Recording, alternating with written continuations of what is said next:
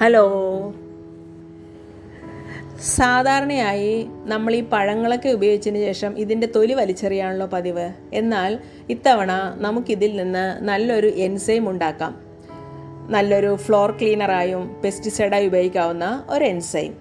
ഇതിനു വേണ്ടി സിട്രസ് ഫ്രൂട്ട്സിൻ്റെ തൊലിയാണ് ഉപയോഗിക്കേണ്ടത്. അതായത് ചെറുനാരങ്ങ, മുസമ്പി, ഓറഞ്ച്, പൈനാപ്പിൾ ഇതുപോലെയുള്ള പഴങ്ങളുടെ തൊലികളൊക്കെ നമുക്ക് ഉപയോഗിക്കാം. ഇന്ന് ഞാനിവിടെ ഒരു പൈനാപ്പിൾ എൻസൈമാണ് കാണിക്കാൻ പോകുന്നത്. അതിനുവേണ്ടി ഒരു പൈനാപ്പിളിൻ്റെ തൊലി എടുത്തിട്ടുണ്ട്.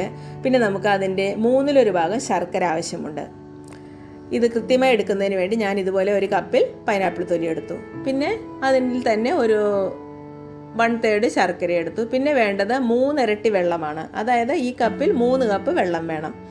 പിന്നെ ഇതൊക്കെ ഇട്ട് വയ്ക്കാനായിട്ട് നല്ലൊരു എയർടൈറ്റ് ആയിട്ടുള്ള പ്ലാസ്റ്റിക് കുപ്പി. നമ്മളിതിനു വേണ്ടി ഗ്ലാസ് ബോട്ടിൽ എടുക്കരുത്. കാരണം ഇത് ഗ്യാസ് ഫോം ആവുന്നതുകൊണ്ട് ചിലപ്പോൾ കുപ്പി പൊട്ടിപ്പോകാൻ ചാൻസ് ഉണ്ട്. അപ്പോൾ നമ്മളിതിലേക്ക് പൈനാപ്പിൾ തൊലിയും ശർക്കരയും ഇടകലർത്തി ഇടുക.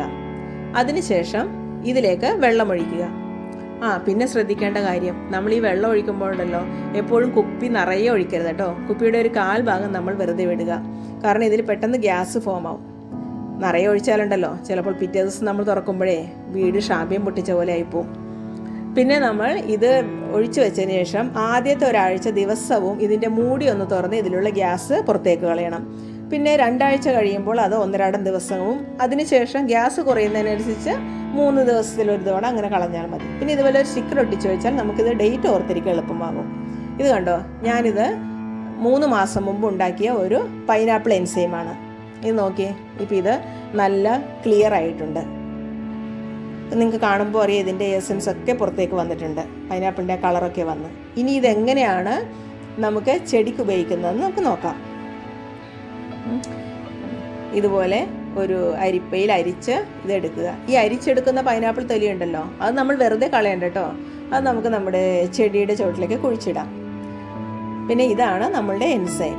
ഇത് നമ്മൾ ഒരു കുപ്പിയിൽ ഇതുപോലെ എടുത്ത് അടച്ച് സൂക്ഷിച്ചാൽ കുറേ നാളിരിക്കും. ഇത് സാധനം നല്ല സ്ട്രോങ് ആണ് കേട്ടോ. നമ്മളിപ്പോൾ ഫ്ലോർ ക്ലീനിങ്ങിനൊക്കെ ഉപയോഗിക്കുകയാണെങ്കിൽ സാധാരണ ബക്കറ്റിൽ വെള്ളമെടുത്ത് അതിൽ ലോഷൻ ഒഴിക്കുന്ന പോലെ കുറച്ച് ഒഴിച്ച് ഉപയോഗിക്കാം. പക്ഷെ നമ്മൾ ടൈൽസ്, സിങ്കൊക്കെ ക്ലീൻ ചെയ്യുകയാണെങ്കിൽ ഡയറക്റ്റ് ഇത് ഉപയോഗിച്ച് സ്ക്രബ് ചെയ്താൽ മതി. പിന്നെ ചെടിക്ക് ഉപയോഗിക്കുമ്പോൾ ഇത് 4 ഇരട്ടി വെള്ളം ഒഴിച്ച് വേണം ഉപയോഗിക്കാൻ. ഞാനിപ്പോൾ ഇതുപോലെ ഒരു സ്പ്രേയറിൽ എടുത്തിട്ടുണ്ട്. 4-1 എടുത്തിട്ടുള്ളൂ. എന്നിട്ട് ഇതിൽ നിറച്ച് വെള്ളം ഒഴിച്ചിട്ട് നമ്മൾ ഇതുപോലെ ചെടികൾക്കൊക്കെ സ്പ്രേ ചെയ്ത് കൊടുക്കാം. കൂടുതൽ പൂക്കൾ ഉണ്ടാവാനും കായ്കൾ ഉണ്ടാവാനും പിന്നെ കീടാണുക്കൾ വരാതിരിക്കാനൊക്കെ വളരെ നല്ലതാണ്. ഇതെൻ്റെ ലോക്ക്ഡൗൺ ടൈമിലെ കൃഷിയാണ് കേട്ടോ. ഞാൻ നട്ടത് വെള്ളരിക്കയും വാട്ടർമെലനും ഒക്കെയാണ്. പക്ഷെ വന്നൊരു കായ കണ്ടോ, വാട്ടർമെലിൻ്റെ ഷേപ്പിലുള്ള വെള്ളരിക്ക.